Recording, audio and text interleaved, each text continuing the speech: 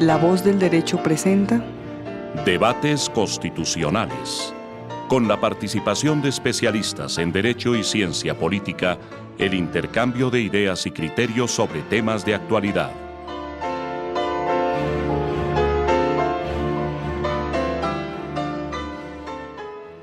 Cordialísimo saludo para los oyentes y seguidores de La Voz del Derecho, tanto fuera como dentro del territorio colombiano. Una entrega más de debates constitucionales, hoy con un tema de la mayor importancia, una coyuntura actual que se presenta y que tiene que ver directamente con el ejercicio de derechos protegidos, tutelados por la Constitución política, el derecho a la protesta y los excesos que se pueden presentar sobre texto del ejercicio de la protesta. La protesta es un derecho fundamental, como la libertad de reunión. La doctora Dione Alexandra Cruz nos acompaña, profesora de Derecho Constitucional de la Universidad Javeriana, politóloga. Bienvenida, doctora Dione. Querido doctor José Gregorio, muy buenos días. Qué gusto nuevamente estar en estos micrófonos y compartiendo contigo, con todos nuestros queridos oyentes. Igualmente nos acompaña el doctor Enrique Saavedra Valdiri, profesor de la Universidad Central, constitucionalista y panelista habitual de este programa de debates constitucionales aquí en La Voz del Derecho. Bienvenido, doctor Enrique Saavedra. Muchas gracias, doctor José Gregorio, nuevamente por la invitación. Un saludo muy especial a la doctora Dione y a los oyentes que nos ven a esta hora. Más adelante hablaremos con el doctor Germán Perea y por vía telefónica tenemos a Jennifer Pedraza. Ella es el líder estudiantil, el líder de la Asociación Colombiana de Representantes Estudiantiles. Esto se sintetiza como ACREES. Es líder de esa asociación, Jennifer, y la vamos a escuchar hablando acerca del tema. Pero yo quiero comenzar con una introducción. Este es un programa en el que se debaten los temas con toda libertad, pero siempre sobre la base de argumentos de orden jurídico. Esta mañana, en la habitual columna, punto de referencia, manifestaba que debíamos empezar por repetir que en una sociedad democrática tienen que estar garantizados el derecho a la protesta y la libertad de reunión. Pero obviamente sobre la base de que el ejercicio de esos derechos no se puede confundir con los actos de violencia ni con los que provocan el caos y el daño a la comunidad. Porque una cosa, decíamos, es el derecho y otra el abuso del derecho. Este último no se confunde con aquel. Es muy grave lo acontecido ayer, a nadie se oculta, en varias ciudades colombianas, particularmente en Bogotá, a propósito de las manifestaciones y marchas de los estudiantes quienes reclaman del Estado el fortalecimiento financiero de la universidad pública. Que hubo violencia, ataques a la policía, al transporte público, a medios de comunicación, bloqueos, disturbios, colapso de la movilidad, personas lesionadas, desorden y enfrentamientos. Conviene reiterar el texto del artículo 37 de la Constitución Política que señala que toda parte del pueblo puede reunirse y manifestarse pública y pacíficamente, que solo la ley podrá establecer de manera expresa los casos en los cuales se podrá limitar el ejercicio de este derecho. Por su parte, recordemos también el artículo 95 de la Carta establece que el ejercicio de los derechos y libertades reconocidos en ella implica responsabilidades, a lo cual agrega la norma que toda persona está obligada a cumplir la Constitución y las leyes y que el primer deber del ciudadano consiste en respetar los derechos ajenos, por ejemplo, ayer en Bogotá, los de los transeúntes, y en no buscar formas de abuso de los propios, porque si hay abuso, al no respetar, al no apoyar a las autoridades democráticas legítimamente constituidas, se desfigura la protesta. Y se tiene que propender, dice la Constitución, al logro y mantenimiento de la paz. Desde luego no se puede responsabilizar, y nos está escuchando Jennifer Pedraza ya, No se puede responsabilizar, considero yo, como lo hizo algún funcionario del distrito, de buenas a primeras, por lo ocurrido a todos los estudiantes, a todos los que participaron en la marcha o a los profesores que participaban en las marchas, ni a los organizadores de las mismas, que según entendemos fueron convocadas para llevarlas a cabo de manera pacífica con solicitudes que son legítimas y que la sociedad colombiana ha entendido que son solicitudes legítimas. Los estudiantes que reclaman pacíficamente deben ser escuchados por el gobierno, creo yo, pero quienes perpetraron los bloqueos y los actos de violencia, probablemente infiltrados, ya nos lo dirá Jennifer, deben ser identificados, deben ser detenidos, procesados y sancionados sobre la base de establecer su responsabilidad de los hechos, porque una cosa sí es clara, doctora Dione, no se puede permitir que la violencia haga que los derechos sean aprovechados para generar el caos y por esa vía se llegue finalmente y contradictoriamente a desconocer los derechos, porque ya veremos que en los próximos días se va a iniciar una tesis que querrán poner en vigencia a muchos de controlar, de restringir, de reglamentar la protesta social, de establecer fechas, horas específicas, lugares en donde no se puede protestar, en fin. Y eso, pues sabemos muy bien, tiene unos efectos disuasivos frente al ejercicio de los derechos. Sin más preámbulos, saludo a Jennifer Pedraza, líder de la Asociación Colombiana de Representantes Estudiantiles. Bienvenida, Jennifer. Muy buenos días, muchísimas gracias por la invitación a este espacio tan importante para hablar del derecho a la protesta. Voy a dejarte, Jennifer, con la doctora Dione Alexandra Cruz, quien quiere formularte algunas preguntas sobre eso que ocurrió ayer en Bogotá y sobre todo acerca de la posición que asumirán nuestros estudiantes y nuestros profesores, quienes han organizado estas marchas pacíficas.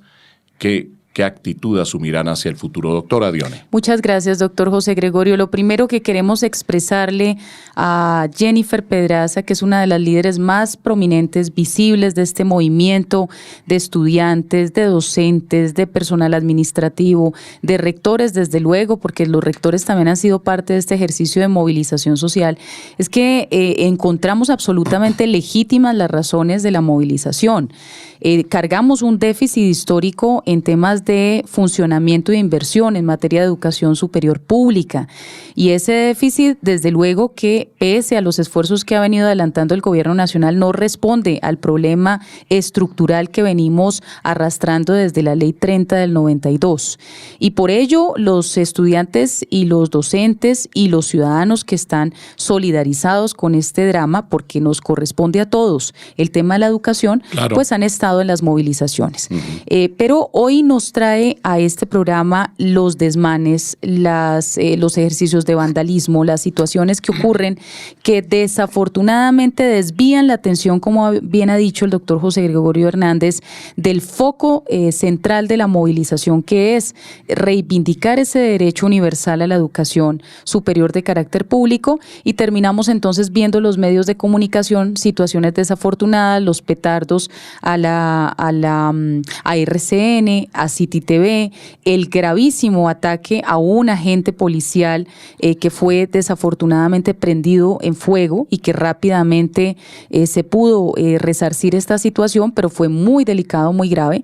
Entonces, lo primero... Y la parálisis completa de movilidad, de Transmilenio y demás. Lo que hizo que muchos ciudadanos, miles de ciudadanos, claro, colombianos, bogotanos, así es, muchos de los cuales además seguramente estaban identificados con las marchas de los estudiantes, con esa causa, sí, identificados con su causa, se vieron totalmente afectados, bloqueados, imposibilitados de trasladarse de un lugar a otro y por supuesto sufrieron. Entonces esto me parece a mí que nos ubica en una situación compleja para los mismos estudiantes. Así es. Pero escuchemos a Jennifer. Querida Jennifer, queremos escuchar tu visión sobre este particular, lo que pasó ayer.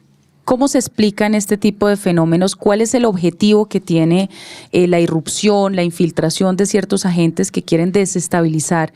¿Y cuál debe ser el mensaje para la ciudadanía? Bueno, en principio hay que señalar que desde el sector estudiantil y desde los profesores y de quienes han estado convocando estas movilizaciones, hemos sido muy claros en que este tema debe ser pacífico, respetuoso, que permita que toda la sociedad colombiana rodee nuestra causa, porque también es de ella, de todos los colombianos que nos están escuchando. Y en esa medida, desde la convocatoria hemos sido claros en estas últimas 6 movilizaciones que hemos realizado en los 2 meses. Esta ha sido una de las características principales que hemos tenido, y además, digamos que también es una de las lecciones que el movimiento estudiantil ha derivado de la experiencia.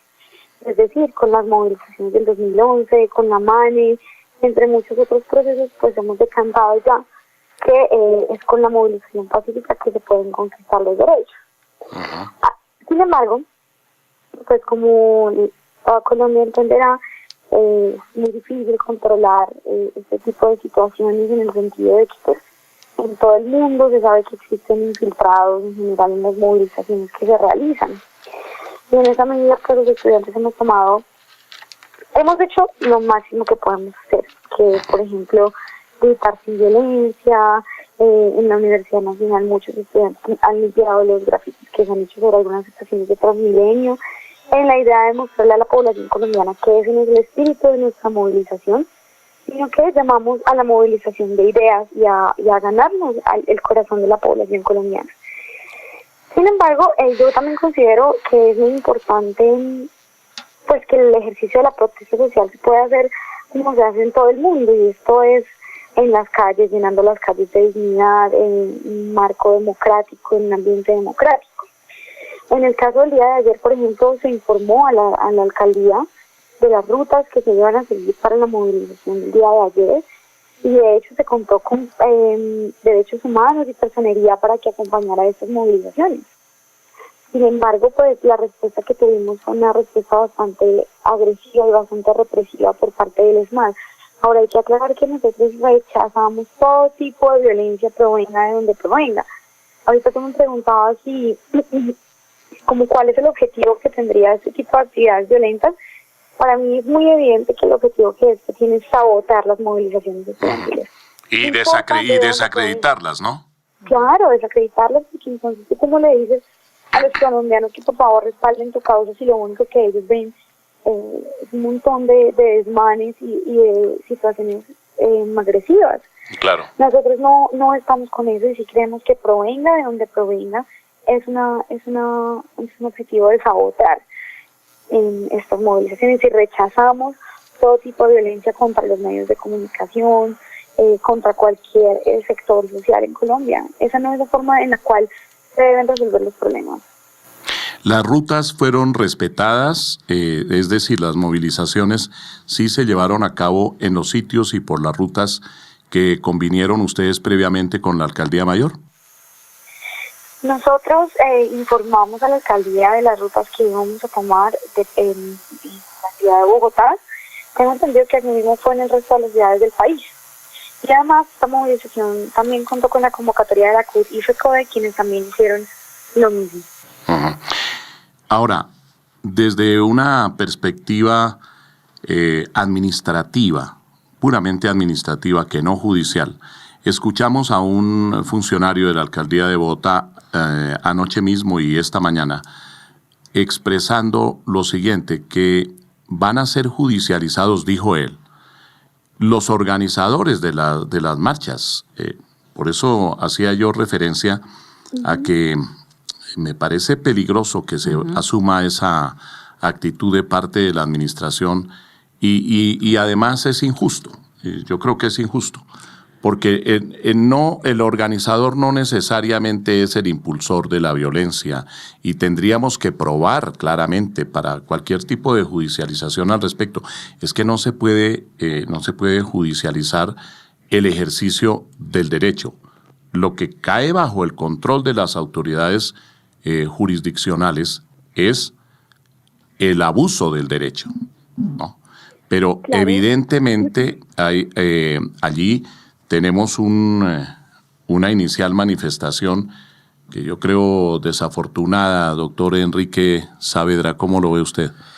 Pues, por supuesto, muy importante contar con el testimonio de nuestra invitada, la líder estudiantil, porque no hay que estigmatizar y no hay que caer en esa cadena que es precisamente quienes, y lo sabemos de experiencia de mucho tiempo atrás, infiltran normalmente las marchas para desacreditar, porque los estudiantes cuando están en un proceso de negociación con el gobierno y por primera vez prácticamente desde 1992, cuando se expidió la Ley 30, están a puertas de lograr unos incrementos tal vez no satisfactorios del todo, pero importantes y que pueden, por eso la lucha sigue, porque todavía aspiran a conseguir unos mayores incrementos y como lo dice la invitada, esto no solamente es para los estudiantes, es para el país entero que le beneficia, pues ellos no se van a poner a deslegitimarse, o sea, eso sería contraevidente. Se cae de su propio peso. Yo le decía a la doctora Dione antes de comenzar el programa que esa sería una actitud torpe, porque iría contra ellos mismos, ¿no? Pero frente a la ciudadanía, esto tiene que quedar sumamente claro, porque como manifestábamos antes, muchos ciudadanos que han venido apoyando a los estudiantes, que han venido solidarizándose con ellos, de pronto se van a sentir, fueron afectados y entonces van a decir, esto... ¿Cómo lo manejamos desde el punto de vista de la reacción social?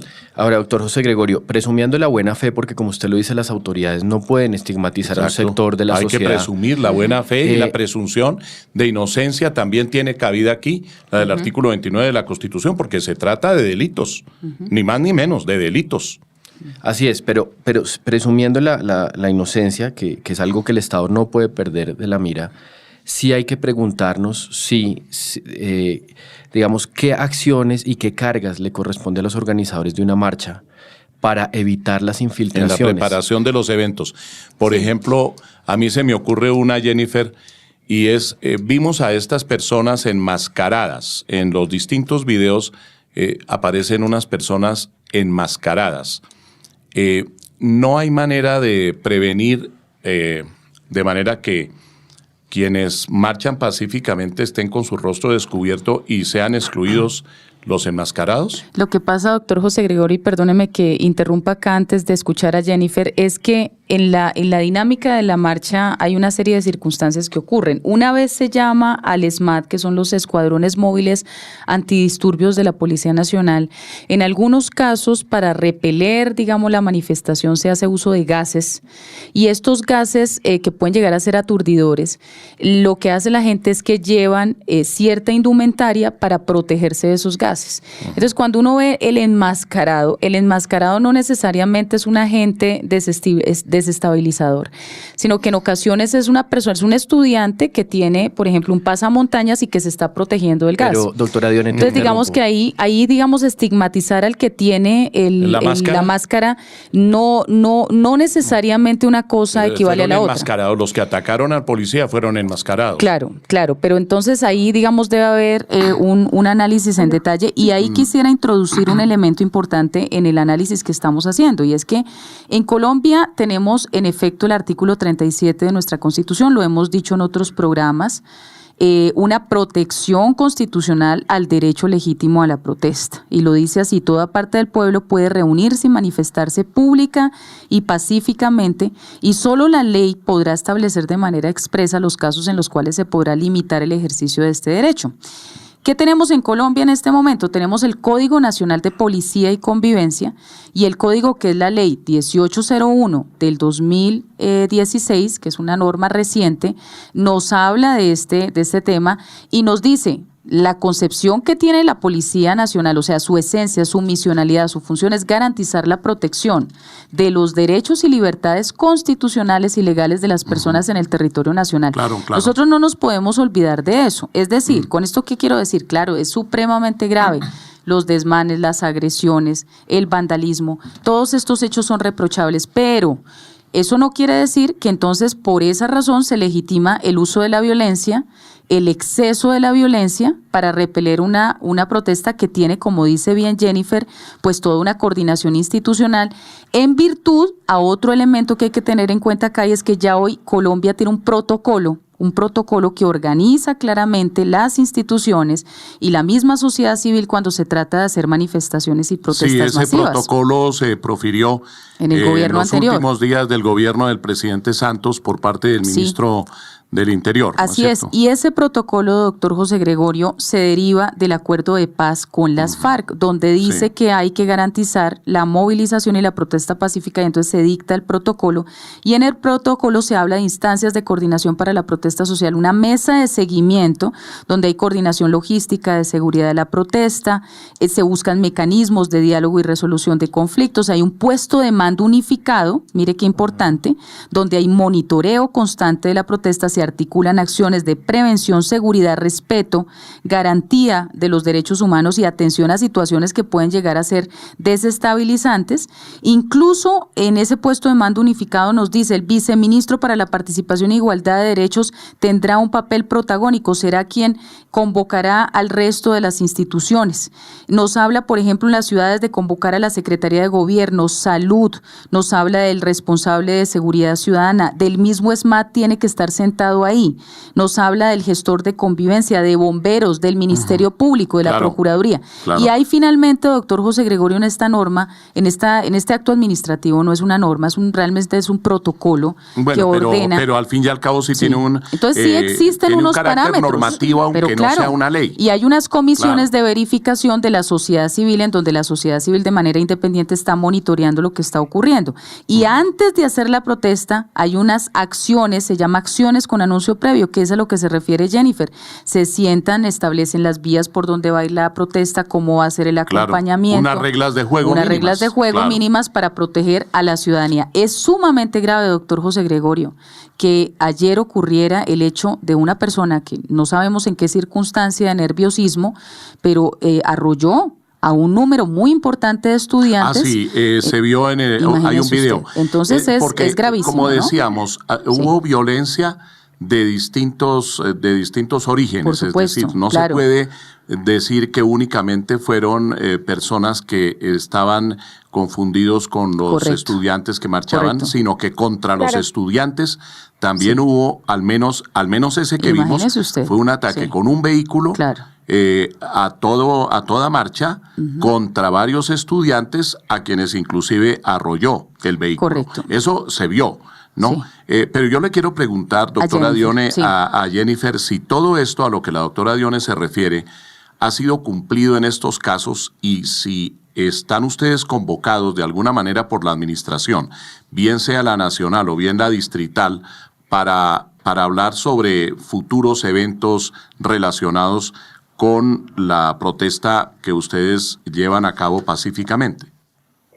Bueno, a mí me gustaría agregar un elemento que me parece importante y es que pensemos esta situación. Si para las autoridades es bastante difícil, digamos que aislar o contrarrestar a estas personas que como sea están enmascaradas en la movilización, mucho más difícil nos es a los estudiantes, porque nos ponemos en riesgo literalmente, y sí considero que esa debe ser una responsabilidad del gobierno nacional o del gobierno distrital, más no de quienes asistimos a la movilización, porque es bastante difícil. Nosotros tenemos unas herramientas, digamos que socialmente institucionalizadas, como gritar sin violencia, tener trapitos blancos, sí, varios elementos de ese estilo. Sin embargo, pues ya digamos que enfrentarnos con este sector me parece que es muy difícil, porque pues si la policía o si el ESMAD no lo puede hacer, más difícil nos queda a nosotros como sociedad civil y como estudiantes. Primero, quisiera agregar ese elemento en la discusión. Y segundo, quisiera responder la pregunta de que no ha habido ningún contacto serio por parte de la administración distrital. Yo escuché, creo que fue el doctor Miguel Uribe, quien señaló que entonces ahora debían judicializar a quienes hemos convocado esta movilización. Yo creo que así se deja entrever que la intención del gobierno nacional es utilizar este tipo de situaciones para deslegitimar nuestra protesta, y en esa medida todo tipo de violencia, provenga de donde provenga, solamente le hace juego a la política del gobierno nacional de ignorar nuestras exigencias y al tiempo de deslegitimar nuestra causa. Entonces, por supuesto que no estamos de acuerdo con eso. Quiero decir que el ejercicio de la protesta no es solamente un ejercicio que hayamos hecho los estudiantes y bueno, como lo ha planteado el presidente, la oposición o algunos sectores, sino que también los sectores tradicionales de la política han acudido a la movilización para respaldar sus causas, y yo defiendo su derecho y el derecho de todos los colombianos a hacerlo, a movilizarse por las calles de las ciudades defendiendo lo que uno tenga que defender. No se trata de que exista necesariamente un consenso del 100% de la sociedad en los temas. Por ejemplo, yo sé que al presidente Iván Duque le parece que las universidades públicas, así se estén cayendo, están demasiado financiadas. Para nosotros, por supuesto, no es así, pero bienvenidos todos los sectores ideológicos a la protesta como derecho. Yo quería preguntarte, Jennifer, sobre eso que acabas de señalar, porque esta mañana escuchaba a una de las representantes del movimiento estudiantil y luego entrevistaban a la ministra de Educación, la doctora Angulo. Y entonces la doctora Angulo decía, no, pero es que el tema es que nosotros no fuimos los que nos levantamos de la mesa, los que se levantaron de la mesa fueron los estudiantes. Entonces, me gustaría mucho escuchar tu versión en representación del movimiento estudiantil y el movimiento, digamos, de la comunidad educativa, la comunidad universitaria, porque a veces queda ese manto de duda. ¿Cómo? Es decir, primero, lo que debemos ratificar en estos micrófonos, en defensa del espíritu de la Constitución del 91, es que Colombia es un Estado social y democrático de derecho. Uno de sus principios fundantes es la soberanía popular, o sea, el pueblo tiene la palabra en Colombia y ese ejercicio lo puede desarrollar a través de representantes, o sea, la democracia representativa, pero también de manera directa a través de los mecanismos de participación ciudadana, los mecanismos de protección de derechos. O sea, antes de llegar a la protesta se supone que a través de estas mesas de diálogo y concertación, si son suficientemente sólidas, si hay voluntad de las partes, no tendríamos por qué llegar al ejercicio, digamos, de la protesta. Y entonces, si nosotros no aplicamos ese tipo de adagios antiguos como divide y vencerás, entonces yo me reúno primero con los rectores, luego me reúno con los estudiantes, luego me reúno con los docentes, sino que yo realmente convoco a esa comunidad universitaria, esa comunidad educativa ampliada, integrada, porque entiendo que la educación es de todos y todas, incluso organizaciones de la sociedad civil, familias, porque las familias cargan con el problema de las deudas impagables del ICETEX, los créditos que arrastran durante años y años.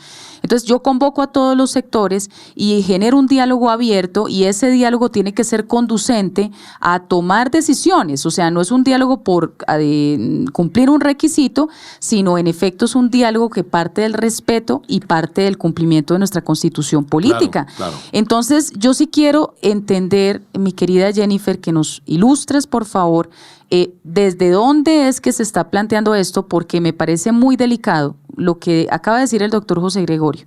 Si los tomadores de decisión del alto gobierno envían un mensaje a la ciudadanía donde de alguna manera están rechazando la protesta y están solo poniendo el ojo en los desmanes. O anunciando que la van a criminalizar. Criminalización, es que eso es correcto, delicado. sí.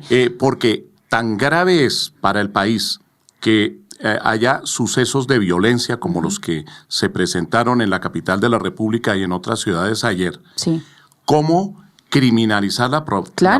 Claro, es gravísimo. La protesta como tal, que es pacífica por definición según la Carta Política, no se puede criminalizar. No. Y como decía el doctor Enrique Saavedra Valdiri, no podemos tampoco partir de la base de la mala fe de los organizadores. No, y lo otro, doctor José Gregorio, y ni presumir la culpabilidad. Sí. No, y es que el problema es que si habla, por ejemplo, el doctor Botero, el señor ministro de Defensa, y envía ese mensaje de estigmatización, de persecución a los líderes que están protestando, resulta que el país, desafortunadamente, a veces nuestras mismas autoridades, hay que decirlo, desconocemos los parámetros normativos, nuestra Constitución del 91, nuestro Código Nacional de Policía y Convivencia, y casi que eso se vuelve un llamado implícito a los desmanes. Entonces eso no tiene legitimidad, entonces hay que reprimir, y resulta que eso tiene un efecto muy grave, incluso en la sociedad civil,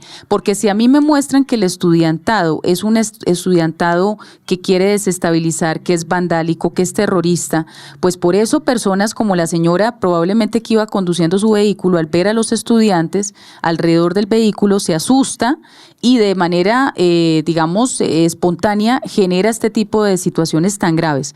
Entonces tengamos mucho cuidado. Yo quiero hacer un llamado a la mesura en la manera como asumimos estos temas en los medios de comunicación, y este es un llamado sobre todo al alto gobierno, a quienes realmente están a la cabeza de las políticas públicas, a que tengan mucha delicadeza a la hora de hablar de estos asuntos y diferenciar muy bien qué es lo que hemos venido haciendo a lo largo de este programa, lo que es el derecho constitucional a una protesta pacífica y lo que son situaciones desafortunadas de infiltración vandálica con otras finalidades. Querida Jennifer. Jennifer. Quisiera empezar por lo que tú planteas de la mesa de diálogo con el gobierno. Lo que la ministra de Educación planteó esta mañana es falso. Ellos no realizaron ninguna propuesta, los estudiantes y los profesores no nos levantamos de la mesa, sino que la suspendimos. ¿Por qué? Porque el gobierno nacional afirmó que adicional al acuerdo con los rectores no está dispuesto a asignar ni un solo peso más para las universidades públicas, ni para este año, ni para los próximos 4 años que vienen. Entonces nosotros le dijimos, pero si ustedes no están dispuestos a conversar, a hacer propuestas, entonces, ¿qué es lo que estamos haciendo acá? Ellos son muy tajantes en que no van a darle un solo peso para ellos. Ellos creen que las universidades públicas están muy bien financiadas. De hecho, ni siquiera reconocen el déficit de funcionamiento.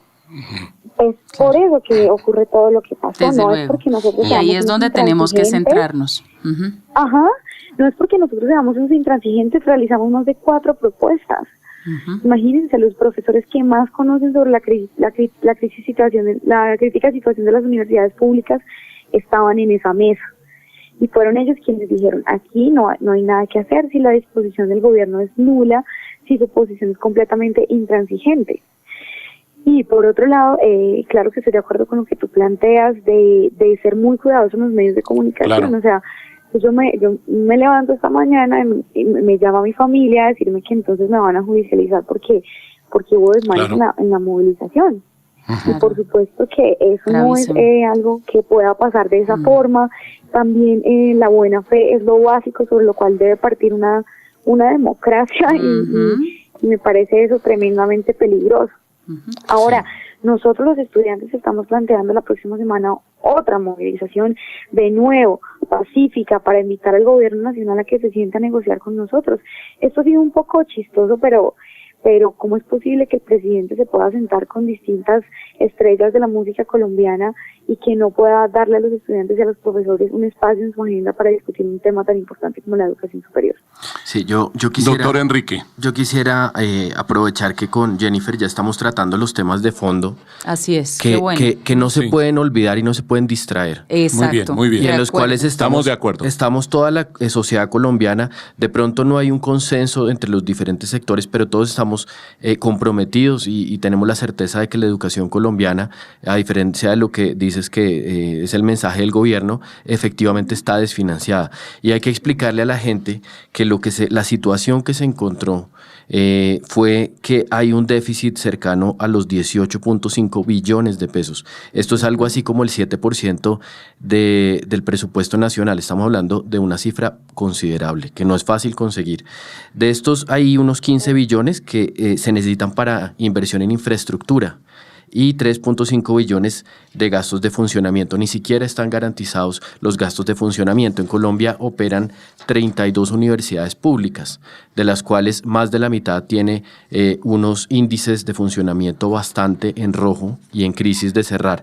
Entonces, lo que entiendo, y Jennifer estará mejor enterada que yo, hasta el punto donde se ha llevado la negociación, es que este déficit total que suma 18.5 billones, en el proyecto de ley que se está tramitando del Plan de Desarrollo de Iván Duque, hay la propuesta de conseguir para el cuatrenio 4.5 billones. Obviamente, pues es un poco más, es del 30%, no es la parte mayoritaria, pero digamos es un esfuerzo fiscal. Nosotros hablábamos la semana pasada sobre la propuesta de ampliar el IVA y otros impuestos. O sea, el gobierno está desesperado consiguiendo fuentes de financiación. Sí, pero para no cubrir pueden un ser, déficit. aquí dijimos en La Voz del Derecho, no pueden ser Los sectores sobre la base del populares y las clases sacrificio medias. de los sectores populares, de la clase media, de la clase más pobre, Sí. ¿no? Porque eso ya lo hemos analizado aquí suficientemente y estamos de acuerdo todos en que Es regresivo, el inequitativo. Congreso debe negar esa propuesta. Claro. Y deben buscar otras fuentes de Y hay financiación. fuentes, doctor José Gregorio. Y también deben ahorrar recursos públicos. Claro. Tiene que haber persecución de la evasión y Es tiene que haber correcto. otras formas para que esto Lo hemos llegue. planteado. Es decir, hay temas prioritarios Claro. como son precisamente el de la educación. No, Pero y lo que yo dice quisiera- lo que dice el doctor Enrique es muy cierto. O sea, esta situación de crisis que es histórica y que no la vamos a resolver con cargo al presupuesto público de esta vigencia de este Claro, gobierno. sería imposible. Porque es imposible, pero yo sí creo que los estudiantes tienen razón en la medida en que están buscando, por una parte, una reforma a la ley 30 del 92, eso hay que hacerlo. Hay que hacerlo. Y segundo, como dice bien el doctor José Gregorio, hay que buscar las partidas que nos permitan financiar ese gasto público social que tenemos pendiente. Y plata existe. Yo simplemente quiero ratificar 50 billones anuales a la corrupción en este país, 58 billones anuales para la evasión se nos van, 229 deducciones tributarias para el sector minero y petrolero. Y dentro de los países con las mejores prácticas, que son los de la OCDE, que nosotros hacemos ya parte de este club privilegiado, Colombia no está al nivel tributario que tienen los países de la OCDE, donde las personas que más ganan recursos, estamos hablando de personas verdaderamente adineradas, están pagando entre 33 y 50% de impuesto anual de renta. En Colombia ese impuesto efectivo neto no llega al 4% de los. Ahora, en la reforma tributaria, doctor José Gregorio, nos están grabando los dividendos y si hay un sector, un renglón donde están los grandes capitales, son los dividendos. Nos está hablando de cómo vamos con la actualización del catastro rural. Entonces hay una serie de circunstancias, el marco de regalías en Colombia, que es bastante inequitativo, es el de los pocos países del mundo donde recibimos exiguos recursos por regalías en comparación incluso con los países de América Latina que tienen yacimientos y que tienen importantes recursos en sus subsuelos. Entonces no nos llamemos a engaños. Colombia no es un país, doctor José Gregorio, pobre. Colombia es un país sumamente rico.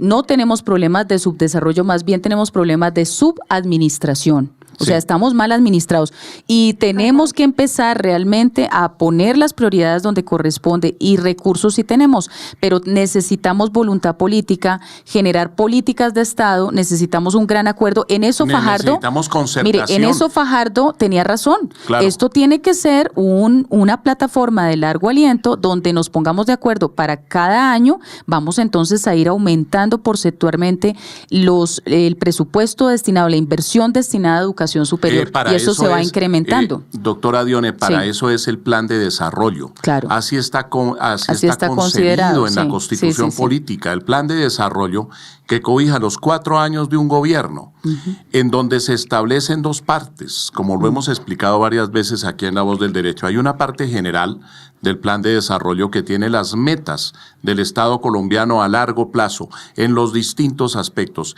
Y luego vienen las metas a mediano plazo y las metas a corto plazo. Así es. Y los presupuestos anuales. Entonces, se trata de planificar el desarrollo, pero no Además, solo el desarrollo económico, sino el desarrollo en derechos, como es el caso de la educación. Jennifer. Sí, yo quisiera plantear un elemento y es que, y esto lo dijimos en la mesa de diálogo con el gobierno, en la reforma tributaria que está planteando el presidente Iván Duque, que por supuesto coincido con ustedes en que es una reforma bastante regresiva y equivocada y que hay que oponerse a ella, pues digamos uno creería que no podría ser peor, pero cuando uno ve los gastos en educación que se plantean de los recursos nuevos que se van a recaudar, el gobierno plantea que en materia de educación superior todos estos recursos van a continuar yéndose al ICETEX y no a las universidades públicas. O sea, estamos diciendo más IVA, menos derechos, porque al final y al cabo el discurso de que no hay plata para financiar a las universidades públicas se cae de su propio peso, porque en los últimos 10 años el presupuesto del ICETEX ha crecido 1.708%, una cosa descomunal que realmente prueba que Colombia no es un país pobre y que lo que sí hay es falta de voluntad política para resolver el problema de la educación superior. Ahora, si ustedes me permiten, voy camino al aeropuerto porque Claro. vuelo en este momento. Tranquila, Jennifer, y ojalá descanses, porque ella realmente ha tenido un papel protagónico en el proceso, que no es fácil, ¿no? Ella ha estado en los medios de comunicación, ha estado en las movilizaciones, esto es bastante desgastante y de verdad toda nuestra solidaridad con Jennifer y todo el movimiento y los líderes visibles, porque es desafortunado que estas personas terminen siendo, doctor José Gregorio, estigmatizadas, perseguidas. No, por el contrario. O criminalizadas. Imagínese usted, cuando deberían ser personas heroicas, heroicas, héroes y heroínas de carne y hueso, cuando yo escucho a Jennifer es como si yo viera a los jóvenes de la séptima papeleta que fueron en buena parte los que explican el origen de nuestra Constitución del 91. Pero, Dione, vamos a dejar porque Jennifer va de afán para el aeropuerto. Te agradecemos muchísimo, Jennifer. Y desde luego, el mensaje, en conclusión, la protesta es perfectamente legítima, tiene que ser protegida de conformidad con nuestra Constitución. No se puede criminalizar la propuesta pacífica, la propuesta pacífica, aquella que implica formular al Estado colombiano una serie de inquietudes, de propuestas, etcétera, pero la protesta como tal no puede ser criminalizada. Sin embargo, hay que tener cuidado para que esto no se desborde hacia hechos de violencia, de parálisis, de obstrucción, de daño a las personas y a las cosas como ocurrió en el día de ayer. Y esto, estamos completamente convencidos, no proviene de los organizadores del movimiento estudiantil que tiene unas pretensiones legítimas, sino que provienen de personas que se infiltran, quién sabe con qué propósitos, no sabemos si de carácter político o de otra índole, pero que de todas maneras caen bajo el imperio del derecho y tendrían esas personas, es así, que ser detenidas, procesadas, judicializadas y condenadas si son responsables. Pero tenemos que partir de la base de que los organizadores son personas que lo hacen, programan sus marchas, por supuesto, asumiendo los protocolos y respetando la institucionalidad. Muchas gracias, Jennifer. Muchas gracias a ustedes por el espacio y no olvidemos lo que nos convoca, que es la defensa de la educación superior. Un gran abrazo y muchas gracias por la invitación. Estoy muy pendiente de cualquier otro tema a discutir. Te vamos a enviar, la grabación del programa para que debidamente lo difundas. Por supuesto. Muchísimas gracias. Hacemos una pausa en La Voz del Derecho y ya regresamos.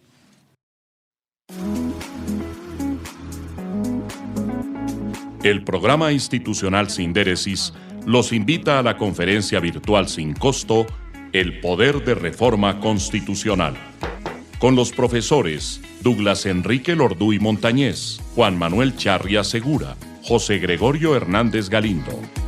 14 de noviembre, 5 de la tarde. ¿A usted le interesa como ciudadano? Inscripciones al correo centrosindéresis@gmail.com. Teléfonos 315-460-6778 y 317-411-7510. El Poder de Reforma Constitucional. 14 de noviembre, 5 de la tarde.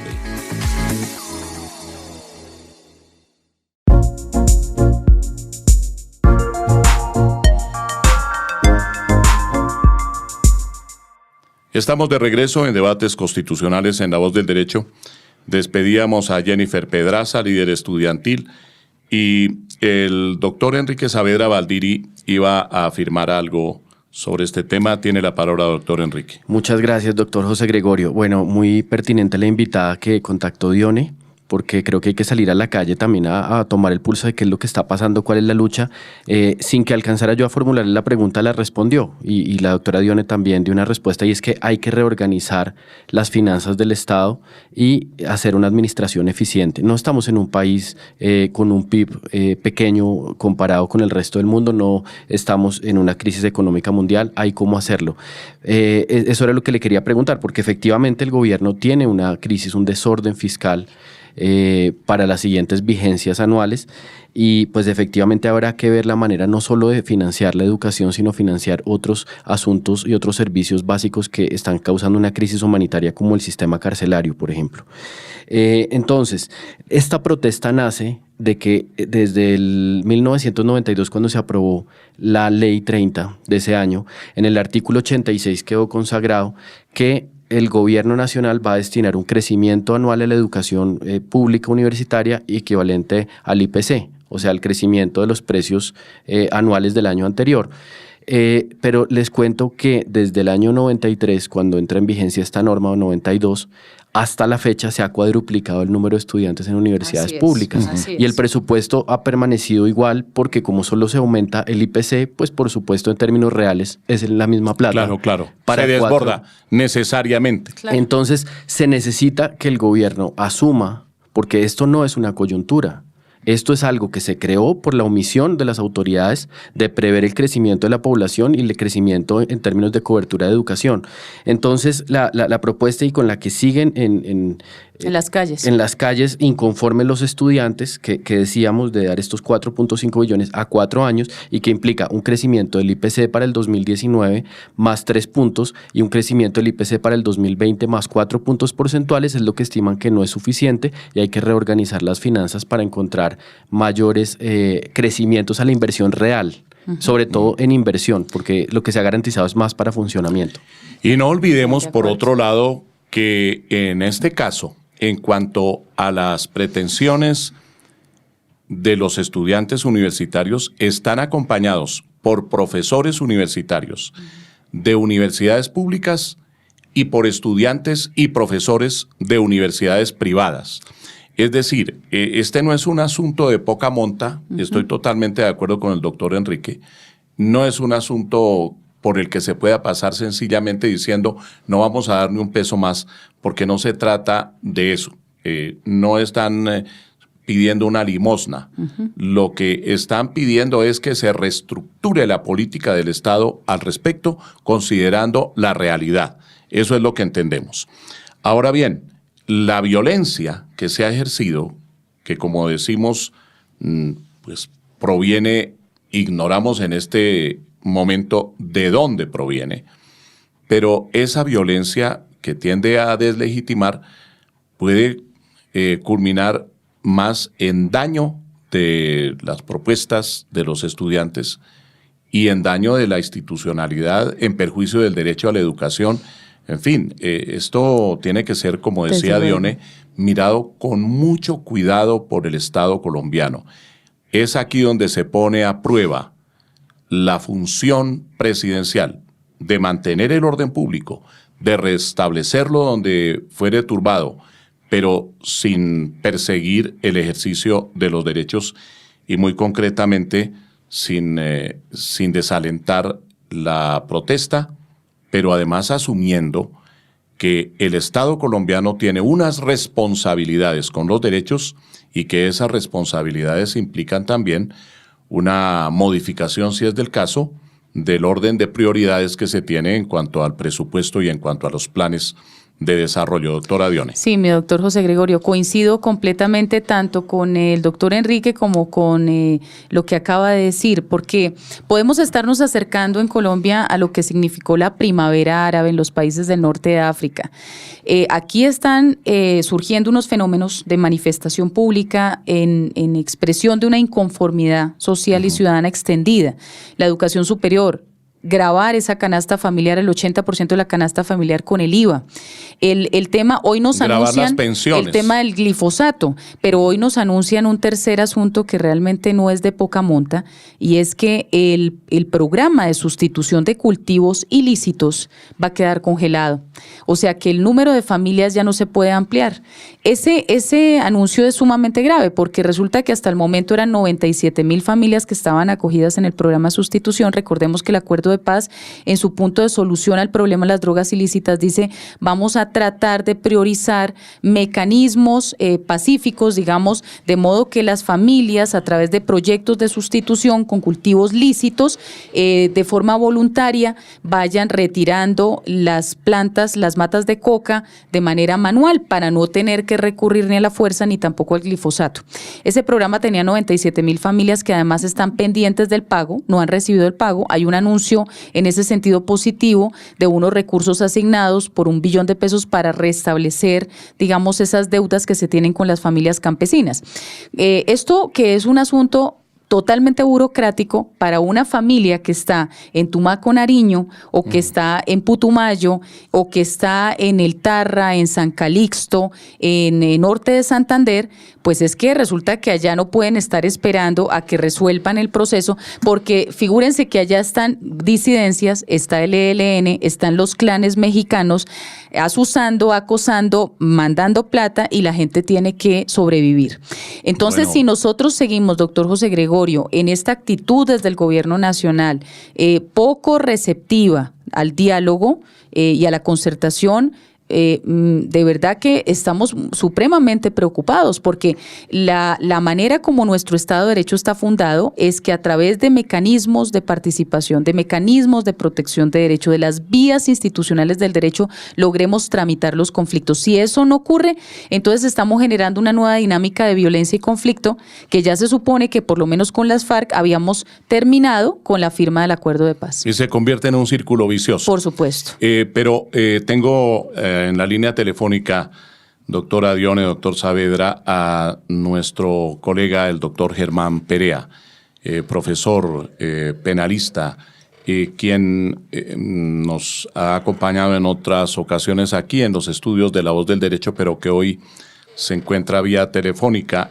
y queremos escuchar de él varias apreciaciones. Primero, sobre los límites que debe tener la protesta social frente a la violencia, frente a los abusos, como aquellos que se presentaron ayer en la capital de la República y en otras ciudades, pero también quiero escuchar al penalista respecto a si esto que han anunciado algunas autoridades distritales de judicializar a los organizadores de las marchas tiene algún sustento desde el punto de vista penal, porque ya aquí analizábamos, a la luz del artículo 29 y de la presunción de inocencia y del artículo 83 de la Constitución Política, presunción de buena fe, pues eso carece de sentido.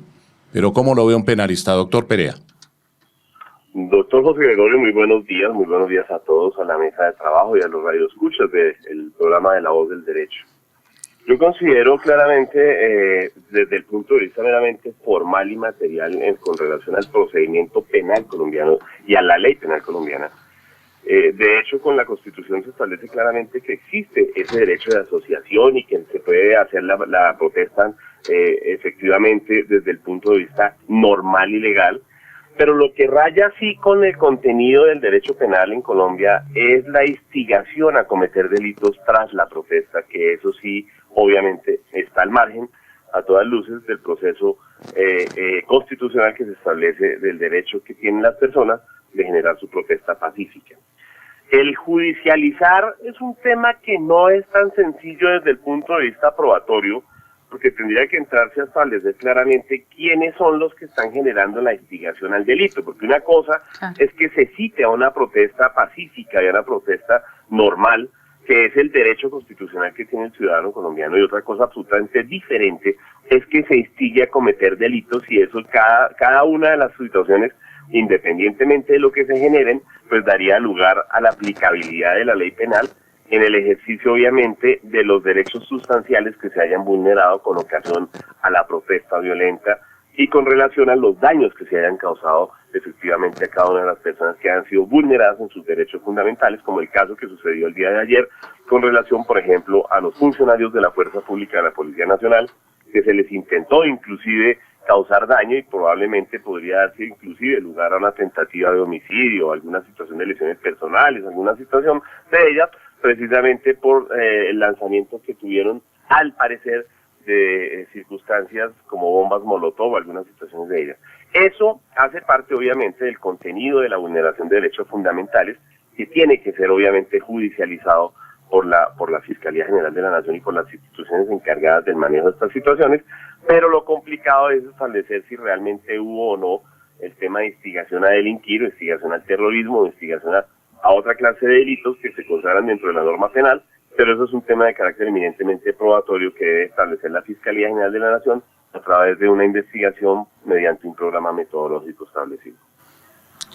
Pero, doctor Germán, ¿cómo hacemos para que estas dinámicas que ya son recurrentes, y es que es normal, legítimo, válido que sectores de la población salgan a protestar, pero lo recurrente es que hay infiltraciones? Por ejemplo, en los sindicatos, cuando van a marchar no solo el 1 de mayo, sino frente a todas las reformas que ellos consideran regresivas y que en su ejercicio democrático legítimo pueden oponerse por las vías democráticas y legales, ilegales, quise decir. ¿Cómo hacer para que no se repita esta dinámica desde el derecho, no sé, desde el derecho penal y también desde la propia prevención que tiene a cargo la fuerza pública, para que no sigan siendo objeto de infiltraciones las protestas y poder prevenir el delito o poderlo, judicializar oportunamente? Porque lo que vemos es que se toma el transporte público, se toma Transmilenio, se ataca a las entidades financieras, se ataca a los ciudadanos y finalmente es difícil hacer responder a estas personas. Sí, claro, porque se genera la reyerta y obviamente eso es por instigación al delito, obviamente instigación a delinquir. Lo que tiene que hacer funcionalmente el ente de acusación es establecer claramente, mediante investigaciones y programas metodológicos dirigidos a ellos, es si realmente dentro del contexto de la protesta pacífica existe la infiltración de grupos al margen de la ley, y esos grupos al margen de la ley son los que están organizados tratando de vulnerar la protesta como tal, y en ese contenido establecer que efectivamente generan el procedimiento de infiltración a la protesta normal y a la protesta ciudadana. Y eso es lo que podrían en un momento dado llegar a judicializar desde el punto de vista de la instigación al delito. Pero sobre la base de las investigaciones. Sí, claro. Es decir, de establecer, doctor Perea, que en realidad hay un consentimiento por parte de los organizadores acerca de la participación de estos infiltrados, entre otras razones, porque si no hay ese consentimiento, si no se halla ese nexo entre las dos cosas, pues desde el punto de vista penal no puede haber nada para los organizadores de las marchas. Absolutamente, porque no se les podría endilgar un delito. Además, ¿por qué?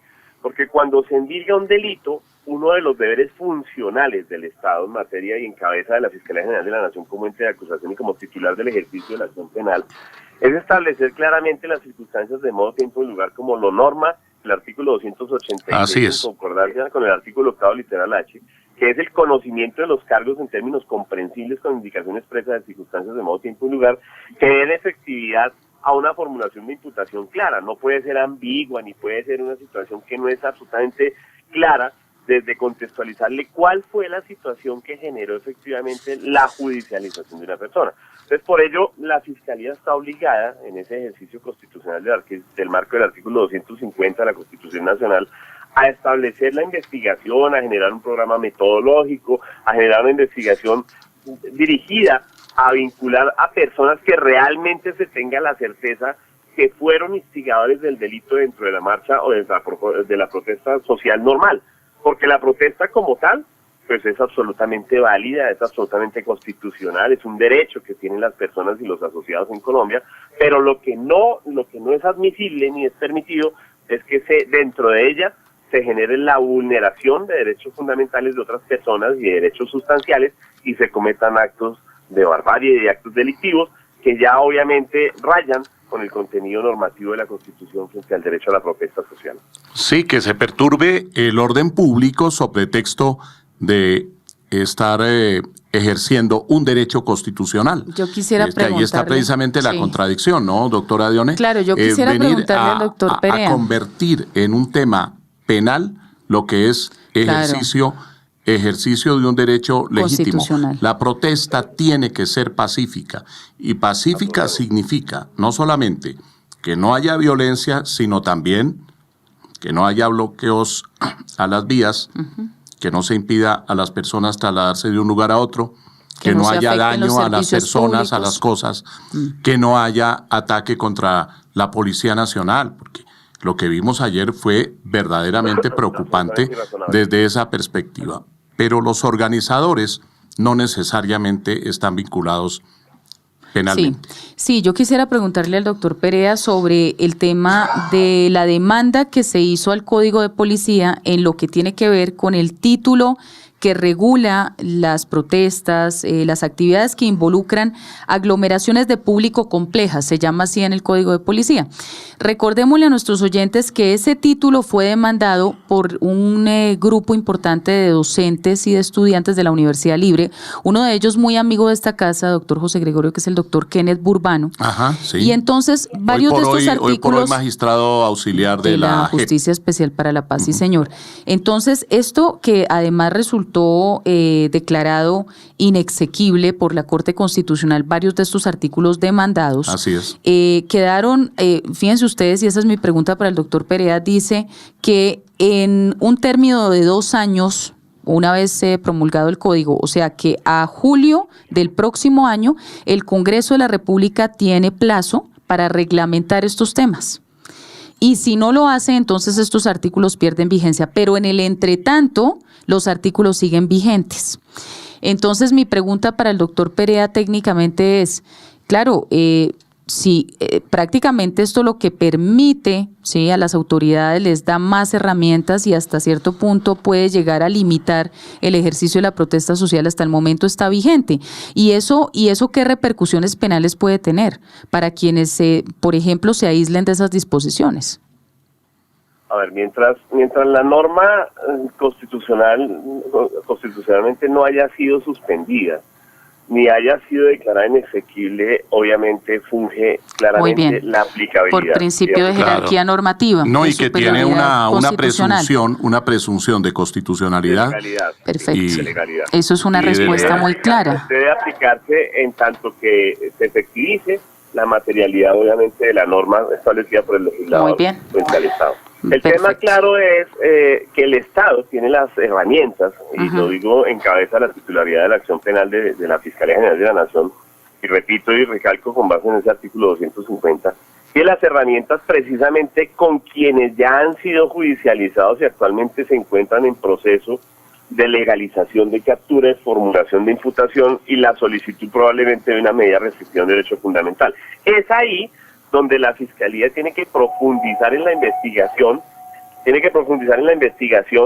y obviamente en esa investigación establecer claramente si se puede llegar oportunamente, inclusive a la aplicabilidad de un principio de oportunidad con aquellas personas que están vinculadas actualmente, para que se establezca quiénes fueron los promotores de la protesta violenta, quiénes fueron los promotores de la agresividad, quiénes fueron los promotores del desorden que generó obviamente la vulneración de derechos fundamentales. Y en eso sí tiene que profundizar el ente de acusación para establecer la individualización y la identificación concreta de los autores o partícipes que generaron la comisión de estos hechos delictivos o de estos actos delictivos, y de ahí establecer si es que realmente existe la operación de una actividad delictiva por parte de algunas personas que se estén reuniendo o se estén concertando para perturbar la marcha y la protesta pacífica, y dentro de ella vincularse con actos de carácter eminentemente delictivo, vulnerando no solamente a la sociedad, sino a todas y cada una de las personas que participan de la protesta